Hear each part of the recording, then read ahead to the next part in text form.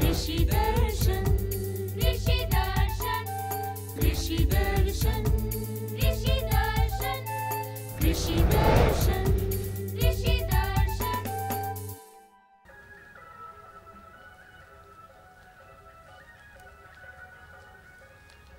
मैं कह रही हूँ आपको कि देर हो जाएगा।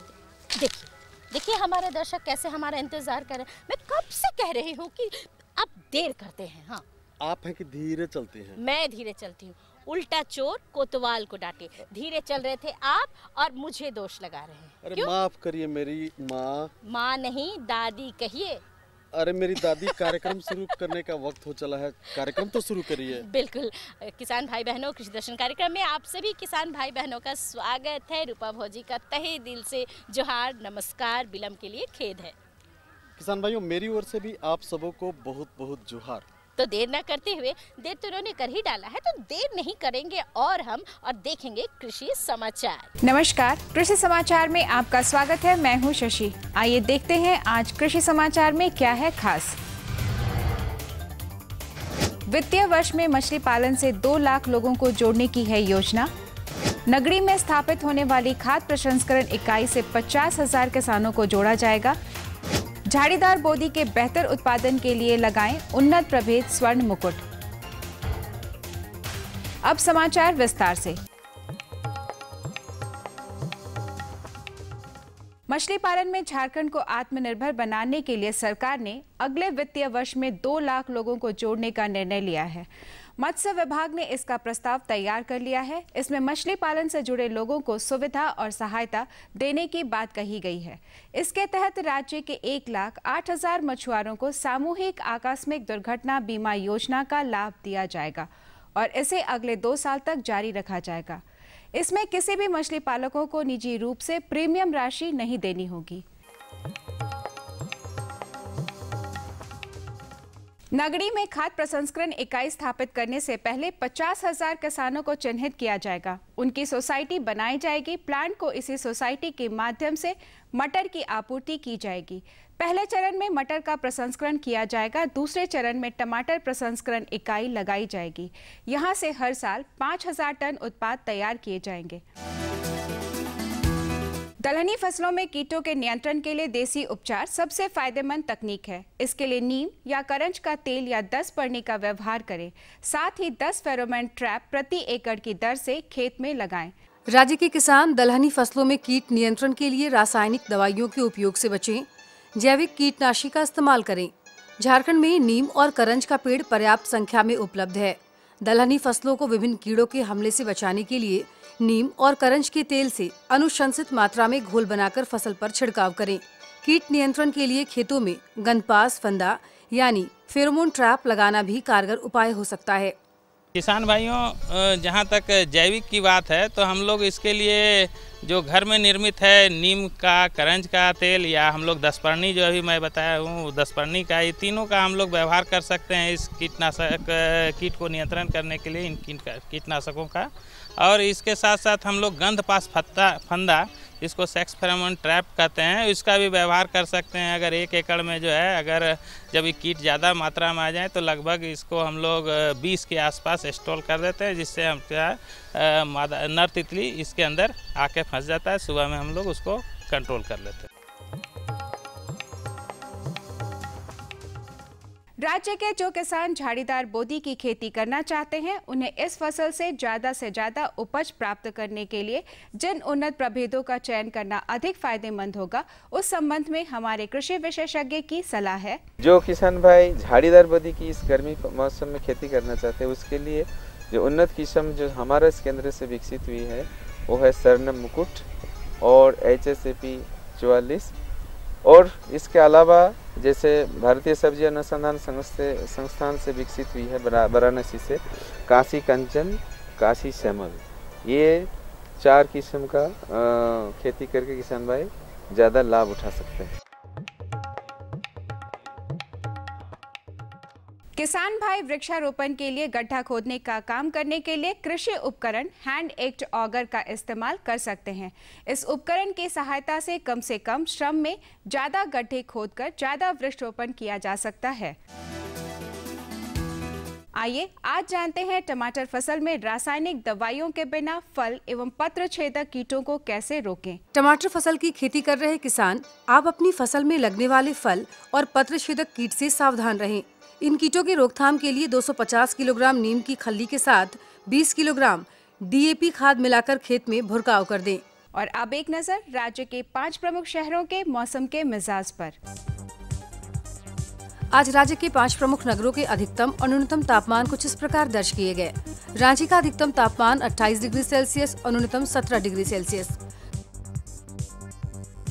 जमशेदपुर का अधिकतम तापमान 29 डिग्री सेल्सियस और न्यूनतम 21 डिग्री सेल्सियस। मेदिनीनगर का अधिकतम तापमान 29 डिग्री सेल्सियस और न्यूनतम 19 डिग्री सेल्सियस। देवघर का अधिकतम तापमान 29 डिग्री सेल्सियस और न्यूनतम 18 डिग्री सेल्सियस। वहीं धनबाद का अधिकतम तापमान 29 डिग्री सेल्सियस और न्यूनतम 19 डिग्री सेल्सियस रहा।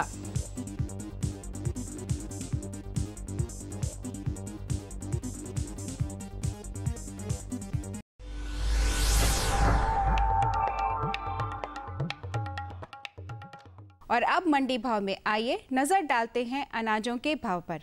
आज कृषि उत्पाद बाजार समिति खूंटी में विभिन्न खाद्यान्नों के थोक भाव कुछ इस प्रकार दर्ज किए गए।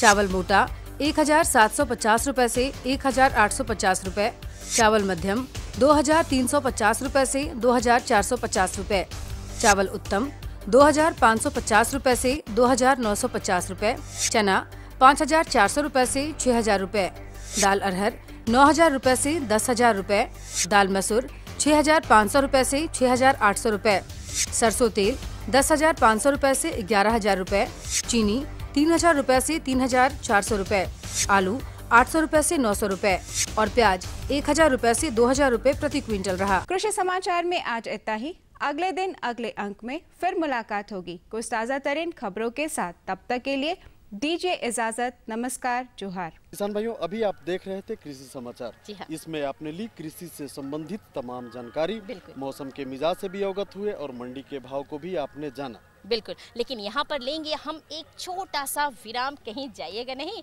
हम तुरंत हाजिर होते हैं। ये लो और बताओ। बस। अरे ये क्या भैया जी, बस इतनी सी रासायनिक खाद? किसानी छोड़ रहे हो क्या? किसानी नहीं, नादानी छोड़ रहे हैं। मिट्टी की जांच कराई है।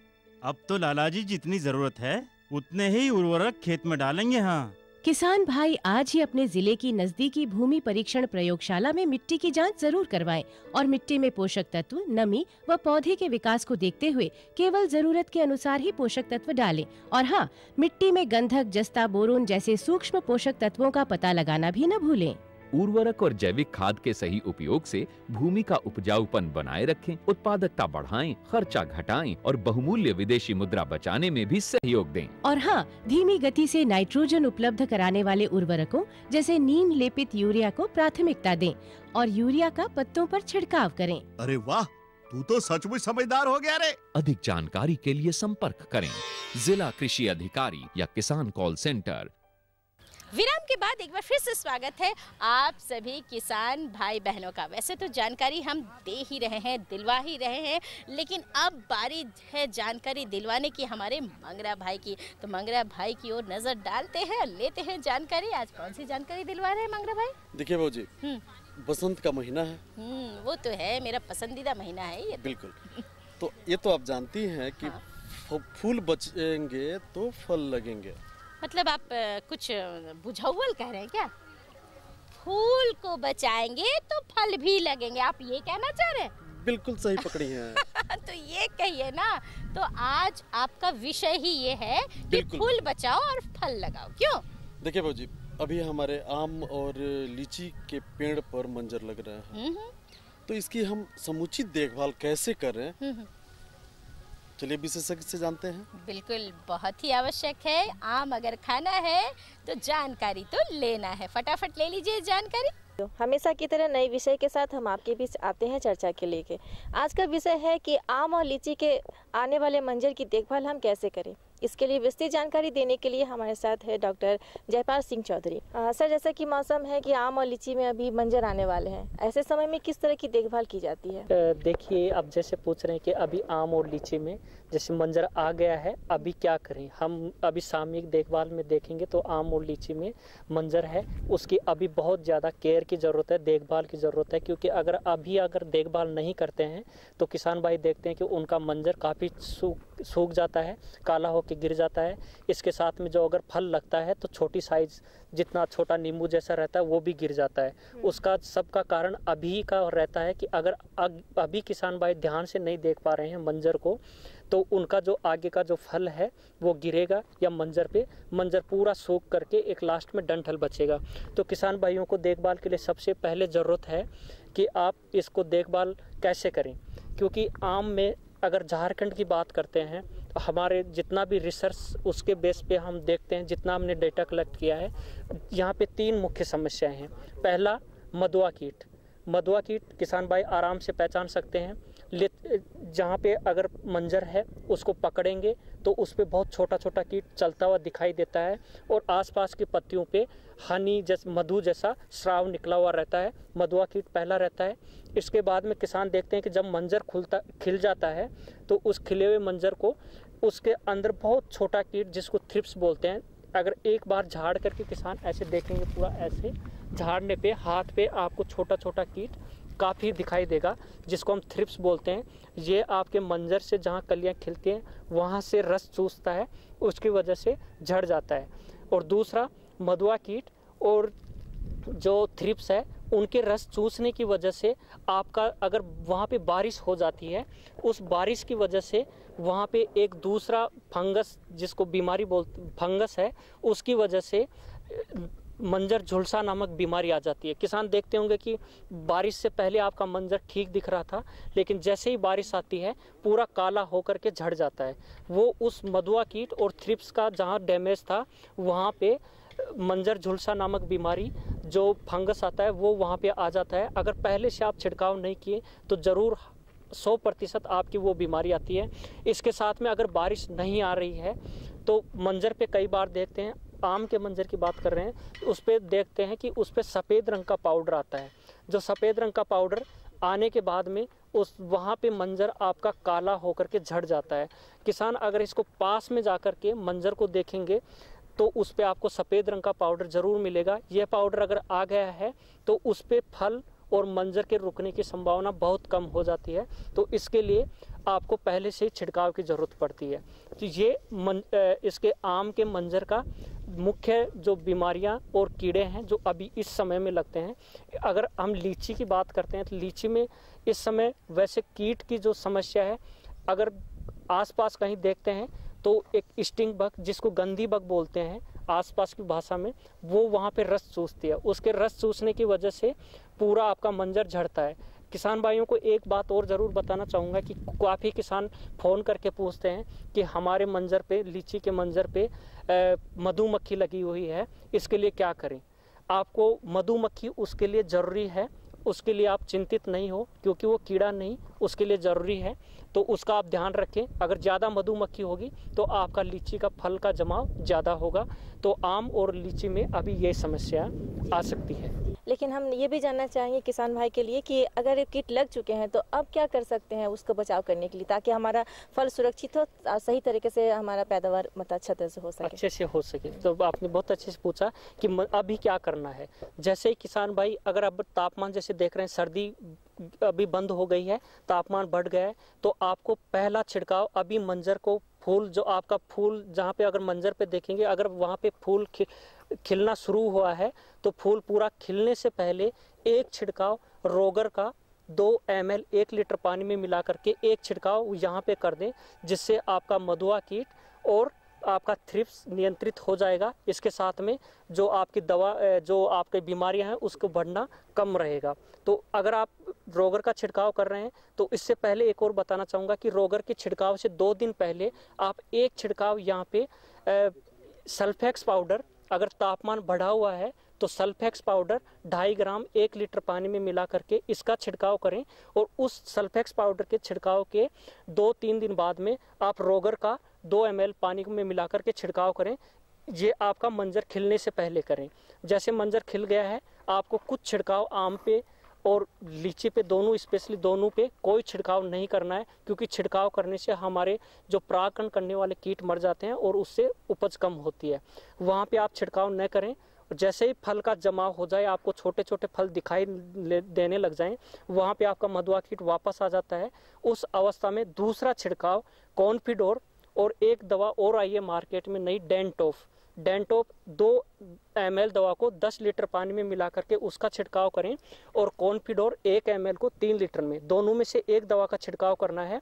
जैसे ही आपका फल जमाव हो जाता है और वहाँ पे काले रंग के अगर चकते बन जाते हैं फल मंजर पे या डंठल पे, तो उस पे आप बेविस्टिन 1 ग्राम को 1 लीटर पानी में मिला करके एक छिड़काव और करें। तो ये छिड़काव आप जैसे कंटिन्यूसली करें तो आपका जो मंजर है, जो फल है, उस पर रुकना बिल्कुल 100% यह है कि बीमारी और कीट से आपका मंजर नहीं झड़ेगा। ये आप मंजर से लेकर के फल जमाव तक करें। इसके साथ में कई बार किसान फिर भी शिकायत आती है कि फल फटता है या फल गिरता है, तो उसके लिए अभी एक छिड़काव प्लानोफिक्स जो हार्मोन है, प्लानोफिक्स मार्केट में मिलता है, प्लानोफिक्स के नाम से 1 ml को 4 लीटर पानी में मिला करके उस मंजर में आपका जो फल का जमाव है उसको ज़्यादा करने के लिए और फल को फटने से बचने के लिए प्लानोफिक्स और बोरेक्स पाउडर दोनों को एक या तो दोनों को मिला करके अल्टरनेट डे पे आप बोरेक्स पाउडर 1.5 ग्राम मिला करके इसका छिड़काव करें, जिससे आपका फल की साइज बढ़ेगी और फल जमाव रहेगा और ज़्यादा फल लगेगा। आम के लिए आप अभी यही सामयिक देखभाल करें। आगे की जो भी जानकारी होगी आगे वाले उसमें बाद में बातचीत करेंगे, लेकिन अभी किसान भाई ये ज़रूर करें आम के रूप में। अगर आप लीची की बात कर रहे हैं, लीची में अगर गंदी बग आ रखी है तो आप फूल खिलने से पहले एक छिड़काव या तो एक छिड़काव नुआन और साइपरमेथ्रिन 2 को मिला करके करें, जिससे आपका गंदी बग मर जाएगा। इसमें ध्यान रखें कि मंजर खिलने से पहले ही आपको छिड़काव करना है। जैसे ही फल जमाव हो जाए और फल या मंजर आ गया है, उसमें भी आपको प्लानोफिक्स 1 ml 4 लीटर पानी में मिला करके बोरेक्स पाउडर जो आपको लीची को फल को फटने से बचाएगा उसका करें। और इसके साथ में अच्छी सी सिंचाई करके रखें। थावले में लीची में सिंचाई बहुत इम्पोर्टेंट है, बहुत अति आवश्यक है। तो लीची में अभी आप पानी दे करके और मल्च के रूप में किसी पत्ते वत्ते से उसके चारों तरफ आपके ढक के रखें और नमी बनाए रखिए। तो ये आप लीची में करें। किसान भाइयों, ये थी तमाम जानकारियाँ जो आपको मिल रही थी कि आम और लीची के मंजरों की खास देखभाल कैसे कर सकते हैं। हमें उम्मीद है कि डॉक्टर साहब के बताए हुए नियमों को अगर आप मानेंगे और उससे अगर अप्लाई करेंगे तो आपको सही तरीके से फल भी मिलेंगे और सुरक्षित तरीके से आपके पेड़ रहेंगे। डॉक्टर साहब, आपकी बहुत सारी जानकारी के लिए आपका बहुत बहुत धन्यवाद। नमस्कार। कैसी लगी जानकारी? बहुत बढ़िया जानकारी, बहुत ही अच्छी जानकारी थी। अगर हमारे किसान भाई बहन फूलों को बचाएंगे तो फल तो उन्हें मिलेगा ही, और अगर फल मिलेगा तो आमदनी भी अधिक होगी, क्यों, है ना? तो यहाँ पर भी ले लेते हैं एक छोटा, अरे बाबा आप जान गए मैं क्या कहना चाह रही हूँ, लेकिन देर मत कीजिएगा, हम भी हाजिर होते, आप भी हाजिर हो जाइए।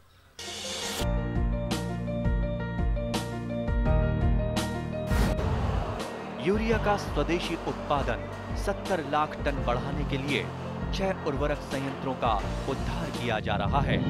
FCIL के गोरखपुर, सिंदरी, तलचर और रामागुंडम संयंत्र, HFCL की बरौनी इकाई और BVFCL की नामरू फोर्थ। सोने पर सुहागा ये है कि देश में अब बनेगा सिर्फ नीम लेपित यूरिया, क्योंकि इससे होगा किसानों का फायदा ही फायदा। अनाज का उत्पादन 10% तक बढ़ेगा, बढ़ेगी 10 से 15% नाइट्रोजन क्षमता।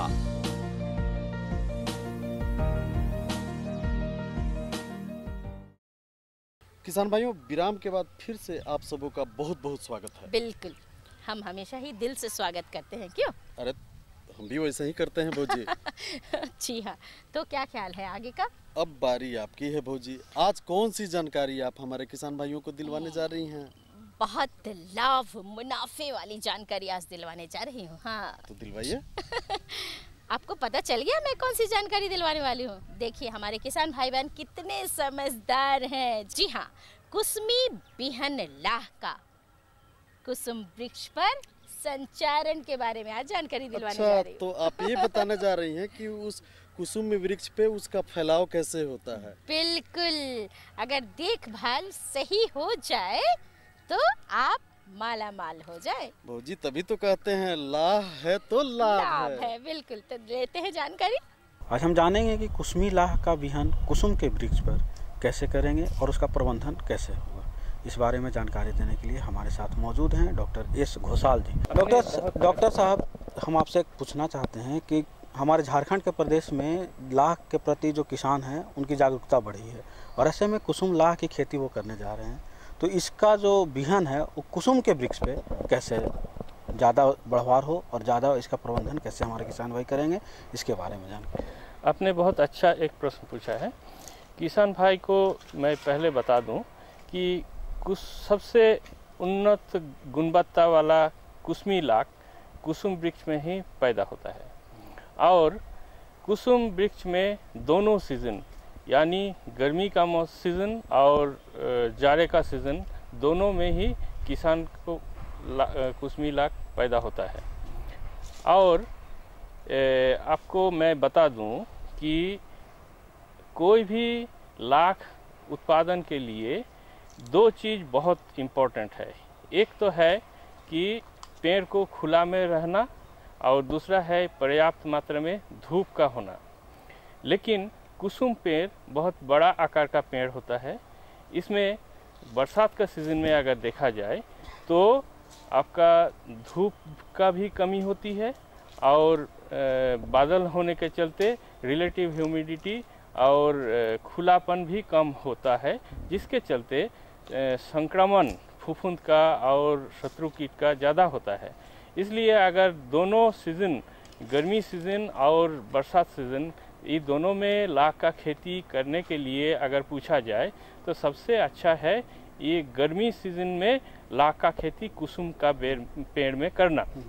यानी इसका जो इनोकुलेशन यानी संचारण का समय यही समय है, इसी समय यानी फरवरी मार्च महीना में संचारण का असल समय है। तो इस समय में जो हमारे किसान भाई कुसुम की खेती करेंगे कुसुम वृक्ष पे, तो उसके लिए क्या क्या जो उत्तम प्रबंध है वो क्या है? इसके लिए एक थंब रूल हमारा यहाँ है। वो क्या है कि हर 1 मीटर संचरण योग्य जो टहनी है उसमें 20 ग्राम का उत्तम गुणवत्ता वाला कुसुमी बिहन लगता है। और लेकिन ये बहुत व्यावहारिक नहीं है। व्यावहारिक तरीका क्या है, कैसे पता चलेगा किसान भाइयों को? वो तो उनका अंदाज़ा से पता लग जाता है कि कितना देना चाहिए, लेकिन हम लोग एक साइंटिफिक ढंग से इसको एक डिफाइन करने का कोशिश किया है। तो यह है कि प्रून पॉइंट का काउंट करना। प्रून पॉइंट यानी क्या है कि जो मध्यम आकार का जो टहनी है उसको काटते हैं 1.5 साल पहले। उस 1.5 साल पहले जो काटे हैं तो और वहाँ से नया नया टहनी आते हैं, तो एक एक जो काटने का जो पॉइंट है उसको प्रून पॉइंट बोलते हैं। लगभग 1 या तो 2 प्रून पॉइंट के लिए 50 ग्राम का बिहन लाख हम लोग बांधते हैं। लेकिन बांधने का तरीका हम आपको बता दें कि करीब 6 इंच का जो बिहन लाख का एक साइज ले करके हम लोग उसको प्रोसेस करते हैं और 50 ग्राम उसमें से वजन करके दोनों ओर सुतली का रस्सी से बांध करके और हम लोग पेड़ में जो एक उपयुक्त जगह में उसको बांधते हैं। बांधते समय ये देखा जाता है कि बहुत गहरा अंधेरा जगह में इसको बांधना नहीं चाहिए। सूरज का प्रकाश वहाँ तक पहुँचने से बढ़िया से लाख कीट उसमें से निकलते हैं और ठीक ठाक जगह में वो बैठ जाते हैं। इसलिए किसान भाई को ये ध्यान रखना है कि इस समय जो लगाएंगे और उसका मैच्योरिटी यानी जो उसका एज करीब 18 महीना का होना चाहिए। यानी आज अगर किसी पेड़ में लाख लगाएंगे तो वो आज से 18 महीने पहले उसका कटाई छटाई किया हो, ये सुनिश्चित होना चाहिए।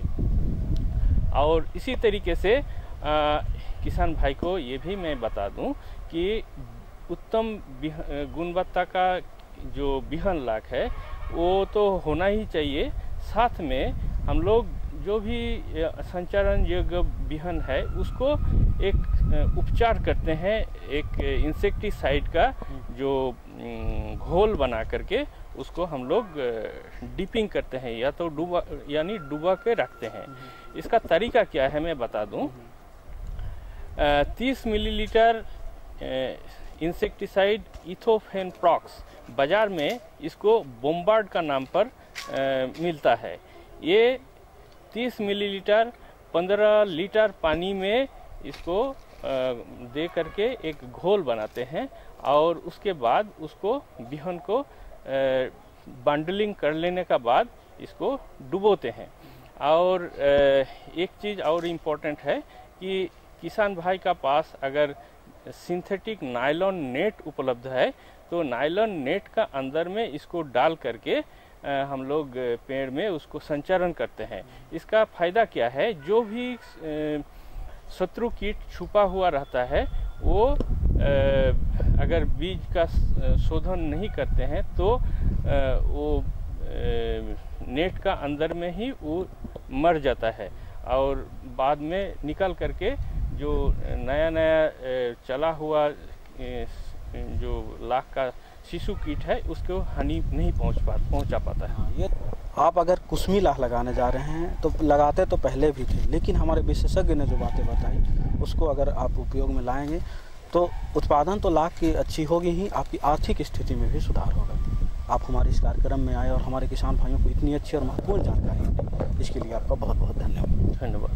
वाह भाजी वाह, मजेदार जानकारी, बहुत अच्छी जानकारी थी और हम उम्मीद करते हैं कि हमारे किसान भाई माला माल हो जाएंगे। बिल्कुल हो जाएंगे। धन्यवाद देते हैं घोषाल जी को इतनी अच्छी जानकारी के लिए। जानकारी हमारे पास और भी है लेकिन वक्त की कमी जो हो जाती है, अगली जानकारी अगली बार हम ज़रूर देंगे, लेकिन फटाफट कागज़ और कलम उठा लीजिए ताकि आपको हमारा ये कार्यक्रम कैसा लगा ये आप लिखकर हमें बता सके। और अगर कुछ सुझाव हैं आपके पास तो ज़रूर दीजिए। हमारा पता है कार्यक्रम कृषि दर्शन, कृषि प्रकोष्ठ द्वारा केंद्र निदेशक, दूरदर्शन केंद्र, रातू रोड रांची। हमारा पिन संख्या है 834-001। तो हमें रहेगा आपके खतों का बेसब्री से इंतजार। लिखना बिल्कुल मत भूलिएगा, हमें रहेगा इंतजार। तो हम दोनों को और पूरी टीम को दीजिए इजाजत।